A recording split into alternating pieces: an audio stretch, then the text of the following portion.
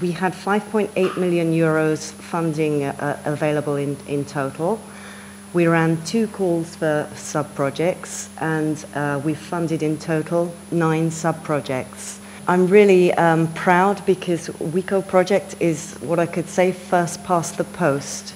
We do have 1 or 2 of the projects which have found it a little challenging within the time span to, let's say, meet all their deliverables. But certainly as far as WICO are concerned, we can see it's been a great success, and they're already today going to give us some of their final results. It's been an extremely interesting project. There have been a lot of developments during the project, and we have been trying to get on top of them and analyse a moving situation. It's in the theme of renewable energy. It's the sub-theme large-scale deployment of renewable energy schemes. And the general objective is to favour the application of small wind systems. And the idea of the guidelines, which is one of the main outputs of this project, is to provide a transferable tool to allow the sharing of technical information and policy guidelines to try to remove the barriers to the wider dissemination and wider application of this type of technology. Before the guidelines were prepared, there is this type of work and assessment that has been carried out.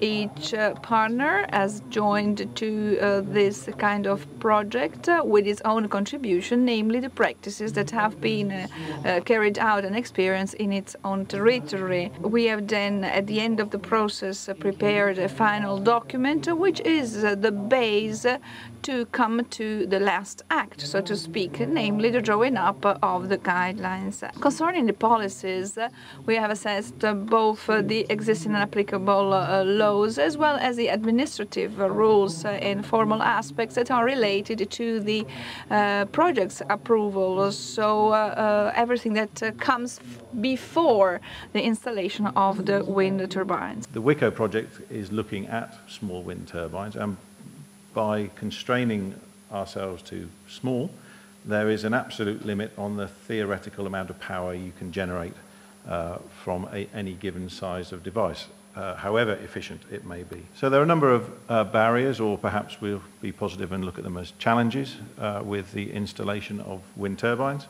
At the top of the list is a wind resource, and closely linked to that, the potential output. That will, for small wind, will invariably require some sort of financial incentive or subsidy scheme. We need to consider the installation costs and the financing of our installation, and what our approach is to the finance. When we speak about small wind turbine market actors, we have to consider at least the 4 parts. The first one is the manufacturers. We know that nowadays the big wind turbines are going always in bigger sizes, also because the onshore applications are very important, but the offshore are becoming the future. If we look at the municipality, it is necessary that they create an authorization procedure that is related to the need of having a reliable installation, but in, I would say, not short times, but right times. On the other side, we need the customers. We need people to trust in this technology and people to trust in the authorization procedure. And why it is necessary to say that the 4th sector is bank? Simply because once a customer wants to purchase a small wind turbine, he might need some help, but bank never give help. They give you money, and in order to give this money, they must be able to make an advisory, a technical advisory on the product, connected therefore with the manufacturers and with the site.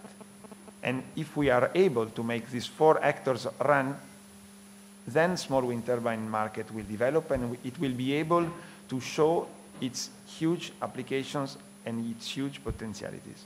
We see with a lot of interest the discussion and the approach of the WICO project. It was one of the projects that was approved in the first call for proposal under the POWER program. We have a tool in our website, let's say, which already could be downloaded from our web page, free for all stakeholders and all wind promoters.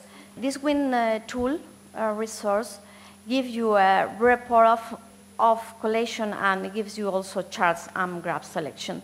So anyone, any private investor or any stakeholders may have the data for the preliminary studies they may be interested in doing it. We have this roadmap drawn by the European Commission for low carbon Europe for 2050.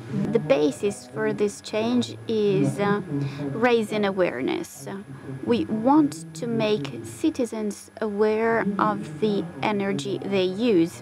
In the old electric energy production system, on the long term, the future interests are forgotten. Therefore, we have to modify our habits and move from the big production system to smaller production installations, to a decentralized production.